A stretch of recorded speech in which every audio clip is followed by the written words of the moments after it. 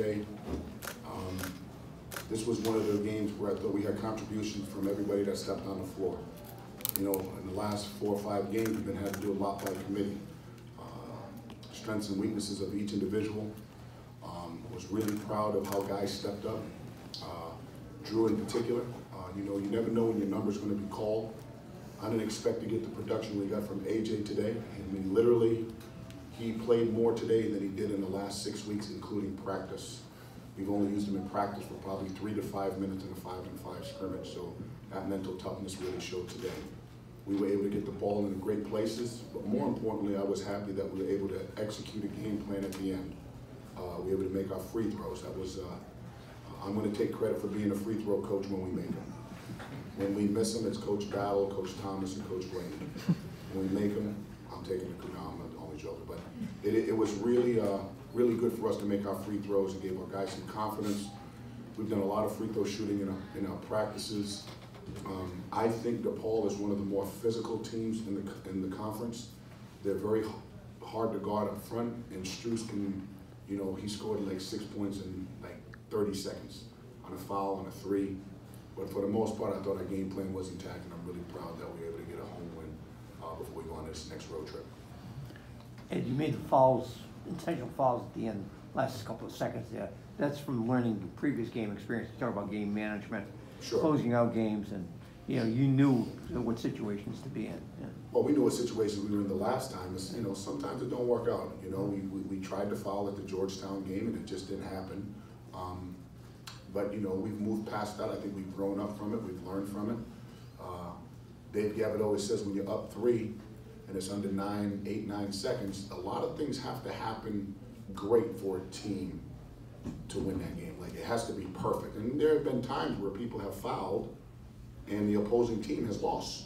I mean, you, the up team, whether it's a tip-out 3, whether you foul a 3-point shooter and it goes in, I'm just really happy our young men were able to execute a game plan.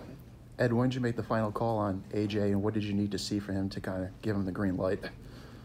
Really, I thought we were going to play AJ a sip of coffee. Literally, go out there, run around. You know, if you make a shot, great. If not, we weren't going to play him much. But this kid's got an it to him. He's got an incredible energy level, body energy, smile. When the first one goes down, normally he makes back-to-back shots. He's one of the few guys that we've coached. Reminds me a lot of Bryce Cotton. If you remember Bryce, he would make one and then he would rattle off 3 or 4.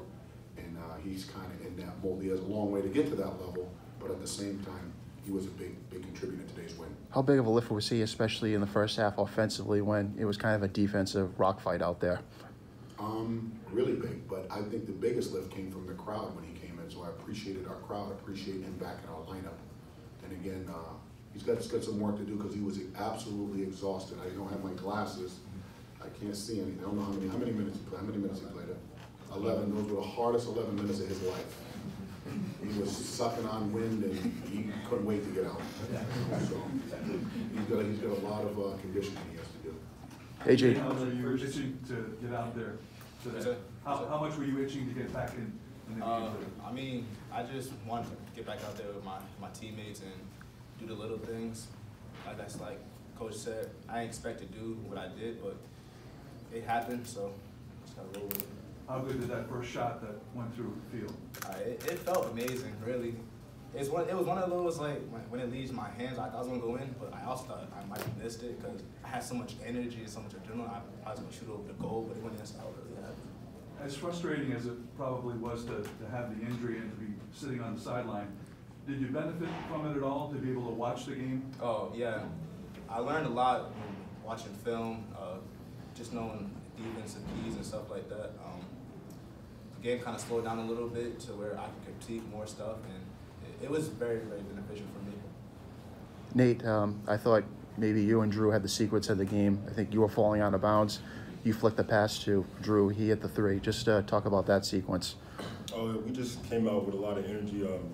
I was looking for the ball. My team was looking for the ball. I had to find them. They found me when I was open. I found Drew when he was open. And last year, I think I had a total of 3 assists in the year. So this year, I think I'm doing better with my passing, which I was doing. He had 3 more than Elvis Presley. Yeah. Drew, you guys have been struggling shooting in the second half. Just how big of a make was that 3-pointer? I guess it was huge, man. For Nate to push it out like that, they had to double team me. It was the right thing for them to do. They left me open and just forced me not to knock down a shot, make over shots. Did that push the lead back to 5, or was that pushed it to 4? 5, right? 5. Yeah. I thought that was. That was the game. Yeah. Game, set, match. Drew, as someone who's been a veteran of this team and seen them win late game situations, you've now won back-to-back late games. What does that do for a team that maybe hasn't quite been in those situations to this point?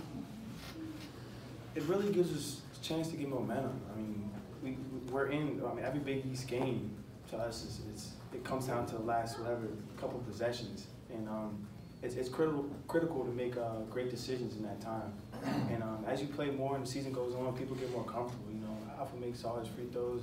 I made a couple. I've been there, but it's just we do it every day. So you try to repeat that, and then you're just familiarized with it and keep playing and stay in the game. Coach, do the aesthetics of the game matter as long as you get that win? At the end of the day, I mean, I could win by a tenth of a point. I mean, there's a lot of good things that happen in games. There's ups, there's downs, there's runs. At the end of the day, you're just trying to win. You know, you look at statistics, you look at analytics. There's only one thing that matters at the end of the day. Did you win or did you lose? And that's how we're judged, right? So okay, suppose we didn't foul today and they hit a 3, right? The game's probably a little bit different. So end of the day, winning is winning. And however we have to do it, especially with a young team that's still learning and still growing, you gotta be happy we're coming away with a win. I'm really proud of this group. How much more comfortable with sneakers today rather than shoes? In all honesty, I do not understand why we coaches have to wear these fancy suits, you know, nice shoes. It was so comfortable. My feet feel like they're floating on ice. I have a nice pair of J's on, of which the reason for it, let's not lose fact of what we do it for. Coaches versus cancer. It's one of the deadliest diseases around, and we just want to make awareness to it. And what we always like to do is give the sneakers to somebody, whether they auction it off or something for somebody. It's a deadly disease that has affected my family, my wife's family, so it means a lot to us. I wish we could coach in sneakers and sweats every day, but that's not what they pay us for. Did you have those in high school? Those are the originals, right? Did I have them in high school? I didn't have much in high school, not me. No, I know that's what I didn't know. I had whatever the Salvation Army was giving me, brother. Now I'm blessed that I can get my own. I'm really fortunate. We all good? See you next week.